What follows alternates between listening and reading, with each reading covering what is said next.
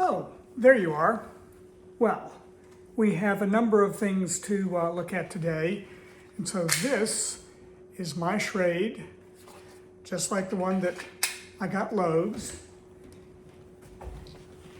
And this is my Operator Winkler, very good against orcs. And of course, my G19. Where were we? It was wolves howling at the moon. Wolves gathering together. There were no wolves living near Mr. Baggins' hole at home, but he knew that noise. He had had it described to him often enough in tales. One of his elder cousins on the Took side, who had been a great traveler, used to imitate it to frighten him. To hear it out in the forest under the moon was too much for Bilbo. Even magic rings are not much use against wolves, especially the evil packs that live under the shadow of the goblin-infested mountains, over the edge of the wild on the borders of the unknown. Wolves of that sort smell keener than goblins, and do not need to see you to catch you. And so begins H16. What shall we do? What shall we do? He cried. Escaping goblins to be caught by wolves, he said, and it became a proverb, though now we say, out of the frying pan into the fryer. In the same sort of uncomfortable situations. Up the trees, quick, cried Gandalf, and they ran to the trees at the edge of the glade, hunting for those that had branches fairly low or were slender enough to swarm up. They found them as quick as ever they could, you can guess, and they went up as high as ever they could trust the branches. You would have laughed from a safe distance if you had seen the dwarves sitting up in the trees with their beards dangling down like old gentlemen gone cracked and playing at being boys. Fili and Kili were near the top of a tall larch, like an enormous Christmas tree.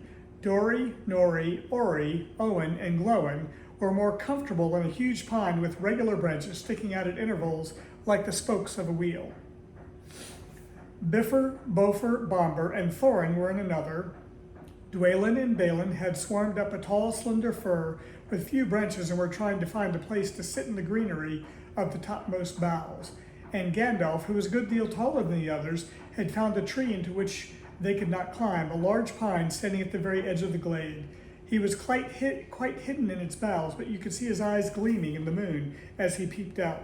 And Bilbo, he could not get into any tree, and was scuttling about from trunk to trunk like a rabbit that has lost its hole and has a dog after it.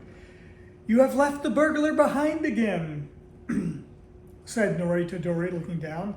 "I can't be always carrying burglars on my back," said Dori. "Down tunnels and up trees. What do you think I am, a porter?" "He'll be eaten if we don't do something," said Thorin, for there were howls all around them now, getting nearer and nearer. "Dori," he called, for Dori was lowest down in the easiest tree. "Be quick and give Mr. Baggins a hand up." Dori was really a decent fellow, in spite of his grumbling. Poor Bilbo could not reach his hand even when he climbed down to the bottom branch and hung his arm down as far as he could. So Dori actually climbed out of the tree and let Bilbo scramble up and stand on his back. Just at that moment, the wolves trotted howling into the clearing. All of a sudden, there were hundreds of eyes looking at them. Still, Dori did not let Bilbo down. He waited till he had clambered off his shoulders into the branches, and then he jumped for the branches himself, only just in time. A wolf snapped at his cloak as he swung up and nearly got him. In a minute, there was a whole pack of them yelping all round the tree and leaping up at the trunk, with eyes blazing and tongues hanging out. But even the wild wargs, for so the evil wolves over the edge of the wild were named, cannot climb trees.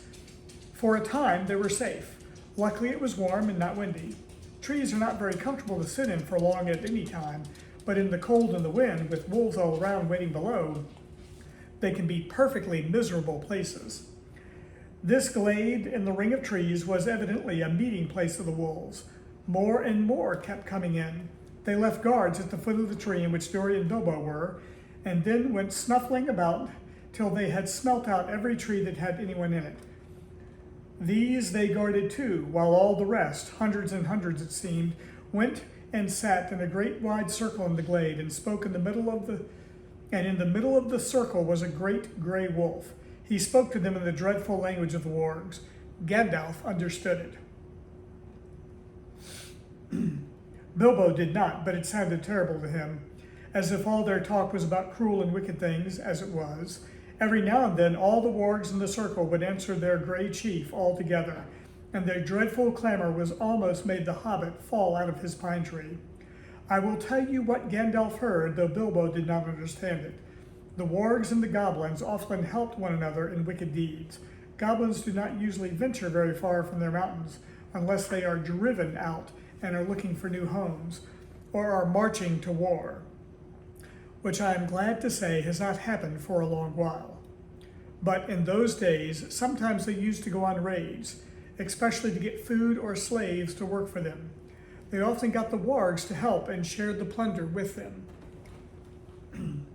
Sometimes they rode on wolves like men do on horses. Now it seemed that a great goblin raid had been planned for that very night, and the wargs had come to meet the goblins, and the goblins were late. The reason, no doubt, was the death of the great goblin and all the excitement caused by the dwarves and Bilbo, and the wizard, for whom they were probably still hunting. In spite of the dangers of this far land, bold men had of late been making their way back into it from the south, cutting down trees and building themselves places to live in among the more pleasant woods in the valleys and along the river shores. There were many of them. They were brave and well armed, and even the wargs dared not attack them if there were many together, or in bright day. But now they planned with the goblins' help to come by night upon some of the villages nearest the mountains. If their plan had been carried out, there would have been none left there next day. All would have been killed except the few the goblins kept from the wolves and carried back as prisoners to their caves. This was dreadful talk to listen to, not only because of the brave woodmen and their wives and children, but also because of the danger which now threatened Gandalf and his friends. The wargs were angry and puzzled at finding them here at their very meeting place. They had thought they were friends of the woodsmen, and had come to spy on them, and would take news of their plans down into the valleys. And then the goblins and the wolves would have to fight a terrible battle instead of capturing prisoners and devouring people wake suddenly from their sleep. So the wargs had no intention of going away and letting the people up in the trees escape. At any rate, not until morning.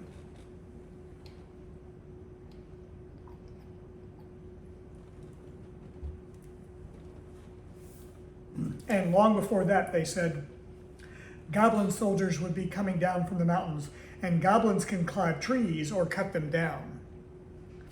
Now you can understand why Gandalf, listening to their growling and yelping, began to be dreadfully afraid, wizard though he was, and to feel that they were in a very bad place and had not escaped at all. All the same, he was not going to let them have it all their own way, though he could not do very much, stuck up in a tall tree with wolves all around on the ground below. He gathered the huge pine cones from the branches of his tree. Then he set one alight with bright blue fire, and threw it whizzing down among the circle of the wolves. It struck one on the back, and immediately his shaggy coat caught fire, and he was leaping to and fro, yelping horribly. Then another came, and another, one in blue flames, one in red, another in green, and they burst on the ground in the middle of a circle and went off in colored sparks and smoke. A especially large one hit the chief wolf on the nose, and he leaped in the air 10 feet, then rushed around and around the circle, biting and snapping even at the other wolves in his anger and fright. The dwarves and Bilbo shouted and cheered. The rage of the wolves was terrible to see, and the commotion they made filled all the forest.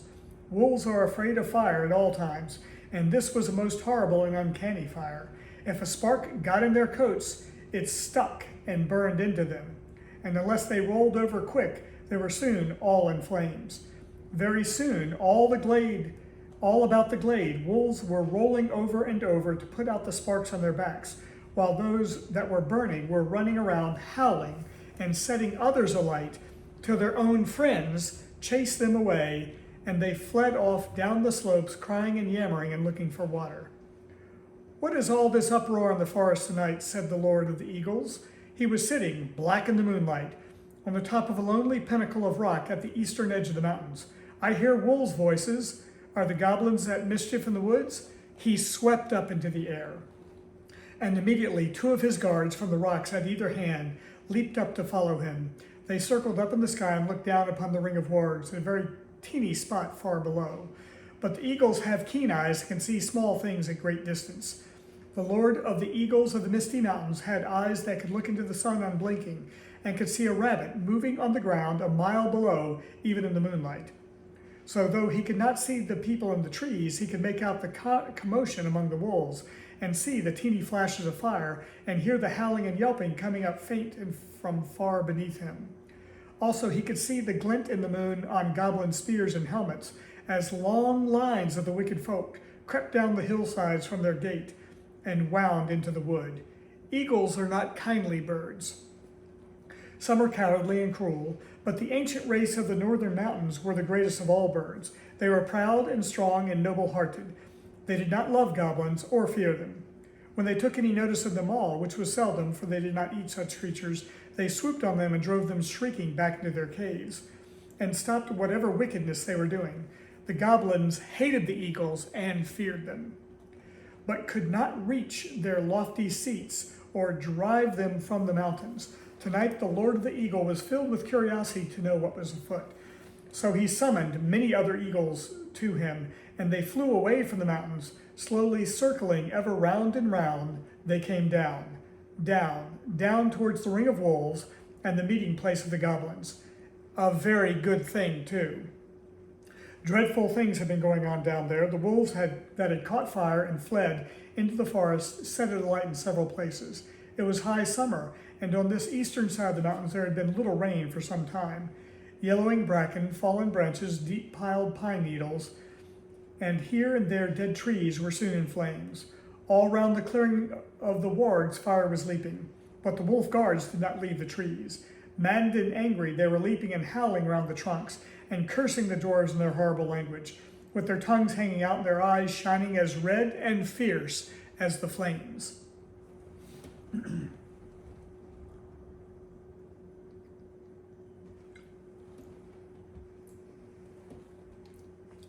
Then suddenly goblins came up yelling. They thought a battle with the woodmen was going on, but they soon learned what had really happened. Some of them actually sat down and laughed. Others waved their spears and clashed their shafts on their shields. Goblins are not afraid of fire, and they soon had a plan which seemed to them most amusing. Some got all the wolves together in a pack. Some stacked fern and brushwood round the tree trunks. Others rushed round and stamped and beat and stamped until nearly all the flames were put out. But they did not put out the fire nearest to the trees where the dwarves were. That fire they fed with leaves and dead branches and bracken. Soon they had a ring of smoke